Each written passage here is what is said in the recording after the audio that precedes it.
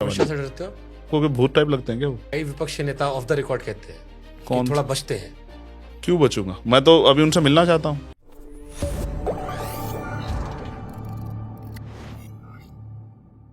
हमेशा से डरते हो आप?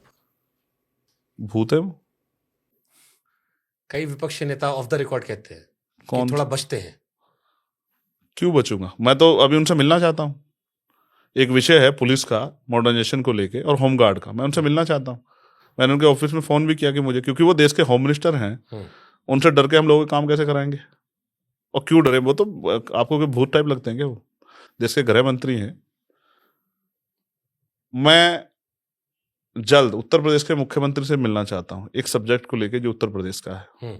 मेरी खुद की सोच है, जो पावर में है उसके सामने विषय रख के दो चीजें होंगी।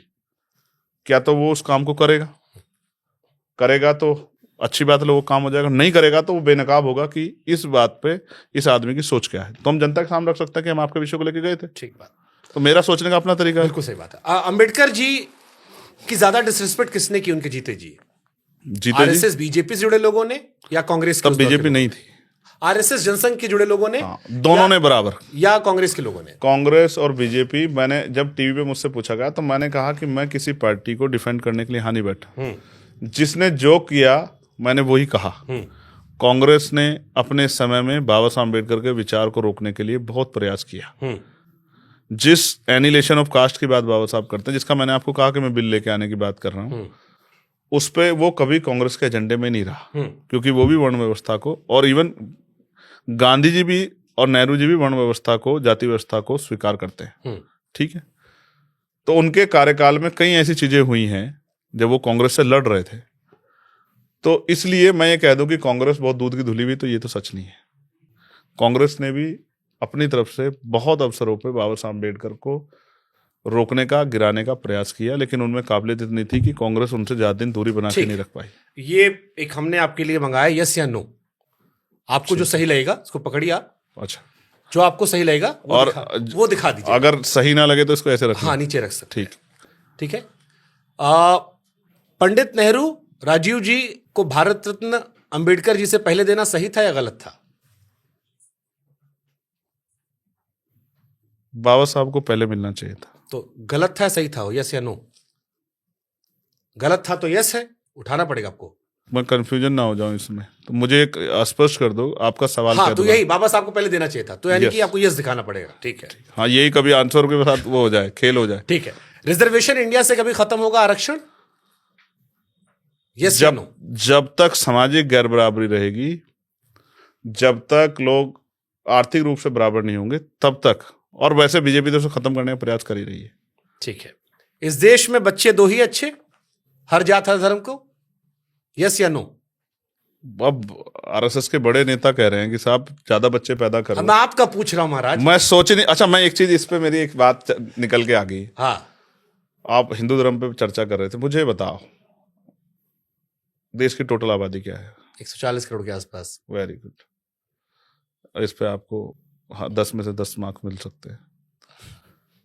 उसमें मेरा योगदान नहीं है, लेकिन अभी ठीक नहीं, आप भी उसमें इंक्लूड होते हो, मतलब आगे का योगदान नहीं है। हाँ, ठीक है।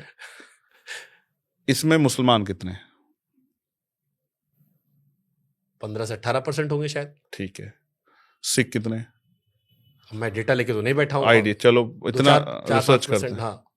तो ओवरऑल कितने परसेंट होंगे अल्पसंख्यक जिनको कहते हैं, जिसमें मुसलमान हैं, जैन हैं, सिख हैं? तो मुसलमान इस देश में अल्पसंख्यक नहीं हो सकते। नहीं, मैंने इसलिए मैंने कहा कि इसमें मुसलमान हैं। अब ये इसमें आता है ना, इसलिए मैं आपसे कह रहा हूँ। मुसलमान है जिसमें जैन है, सिख है, बौद्ध है, ईसाई है, पारसी। हाँ, कितने टोटल कितने परसेंट होंगे? मतलब सब मिला लो, बाकी सब तो 10% तो सारा निपटाता होगा। मुसलमान तक मिला के हम इनको 25% काउंट कर लेते हैं। कर सकते हैं। तो 100 करोड़ लोग बचे अब। ये इनको आरएसएस बीजेपी के लोग हिंदू कहते हैं। इसमें तो कोई शक नहीं। नहीं, इसमें अपर कास्ट भी है, इसमें आदिवासी भी है, इसमें बैकवर्ड भी है, आप भी हो, मैं भी हूँ। ठीक है। तो जब 100 करोड़ ऑलरेडी हैं बीजेपी की भाषा के, आरएसएस की भाषा के रिगार्डिंग, तो वो खतरा उनको किससे है? और वो अगर मोहन भागवत जी सभी को हिंदू मानते हैं, तो वो ये क्यों कह रहे हैं कि मैं ज्यादा बच्चे पैदा करूं जब ऑलरेडी 100 करोड़ है? मोहन भागवत को इंटरव्यू हो ही नहीं था यहाँ पे। मैं एक मिनट सुन लो ना। आपने उनसे रिलेटेड मुझसे बहुत सारे सवाल पूछे। मैं ये बात इसलिए बता रहा हूँ, आरएसएस और बीजेपी सिर्फ अपर कास्ट के लोगों को हिंदू मानती है, क्योंकि जब ये लोग अपने अधिकारों के लिए बैकवर्ड और आदिवासी शेड्यूल कास्ट सड़कों पे आते हैं तो फिर वो इनको शेड्यूल कास्ट, बैकवर्ड और आदिवासी कह के ही फिर इनको लट से पीटने का काम करते हैं। इसलिए मैं आपसे ये बता रहा था मेरे भाई कि अगर वो सबको हिंदू मानते तो जब ऑलरेडी 100 करोड़ है तो फिर ज्यादा बच्चे पैदा करने किसको कह रहे थे। इसलिए मैं आपसे कह रहा हूं कि जनसंख्या एक बड़ा विषय है, और मैंने फिर कहा आप कोई भी, जैसे कानून है हमारे यहाँ कि भाई हेलमेट सबको लगाना है, लेकिन हम लगाते क्यों कि जेब ना कट जाए। हमारे अंदर वो सोच नहीं डेवलप हुई कि इससे मेरी सुरक्षा होगी। इसलिए लौंडे तो बाल खराब ना हो जाए चक्कर में लगाते कि थोड़ा हीरो बन के जाना होता है। ठीक है, तो मैं मगर आपसे ये कह रहा हूं मेरे भाई कि इसलिए मैं आपको कह रहा हूं कि ये कुछ विषय हम थोपने की बजाय समझाकर आसानी से करा सकते हैं, क्योंकि हर आदमी किसी भी जाति धर्म का देश से तो अपने प्यार करता है यार। ट्रू। ठीक है, तो दो हो एक हो, और चाइना की तरह अगर कुछ साल के लिए रोक भी लग जाए चीजें संभालने के लिए, तो मगर देश की सरकार में जो बैठे वो तो कह रहे हैं बच्चे ज्यादा पैदा करो। अब उनको संभालो, किस तरह समझाओ, किस तरह के बयान मत दे, उनके प्रशंसक ज्यादा बच्चे पैदा करने पड़ेंगे लगेंगे तो इससे फिर आबादी और बढ़ेगी। ठीक है।